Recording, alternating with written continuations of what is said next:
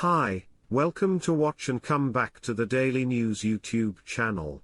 The American people's message to President Biden about Ukraine: get tougher but don't risk war with Russia. The latest survey of public opinion about the conflict in Ukraine presents a paradox.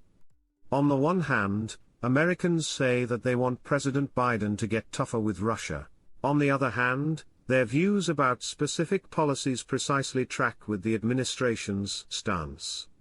Americans want the administration to do what the administration is already doing, and they do not want the administration to take the additional steps that it has already rejected.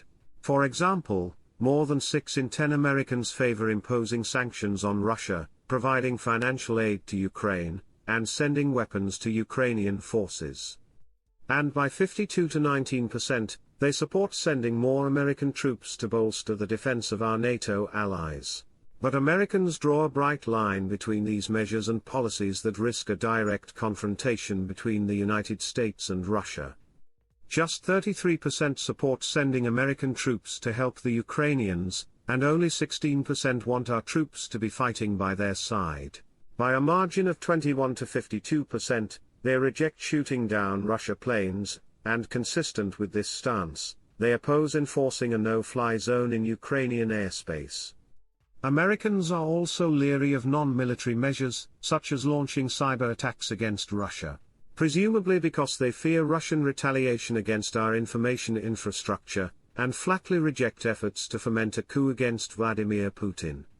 Americans are willing to confront the Russians diplomatically, however, and they reject the steps some have urged as ways of mollifying the Russians and ending their invasion of Ukraine.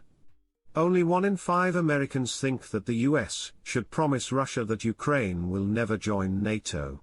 Just 14% say that we should roll back our troop deployments in Eastern Europe. And in a near-unanimous rejection of a Russian sphere of influence, only 8% think that Russia should be allowed to exert more power over the now independent states of the former Soviet Union. Furthermore, Russia's invasion of Ukraine has transformed Americans' understanding of the international scene. 58% now regard Russia as an enemy, compared to 37% for China, and 44% see Russia as an immediate threat, versus 33% for China. More than 6 in 10 view the chances of a new Cold War as higher than they were 5 years ago, and more than half see a greater chance of nuclear war. With his decision to invade Ukraine, Vladimir Putin has managed to unify a polarized American people against him, his policies, and his country. In a survey released on March 30th, the Pew Research Center found only 6% of Americans expressing confidence in the Russian president to do the right thing in international affairs, the lowest figure ever recorded for any world leader. The question now is whether the Biden administration can transform bipartisan antipathy to Russia into a new international stance that enjoys the support across party lines on which presidents could rely during the Cold War. Thank you.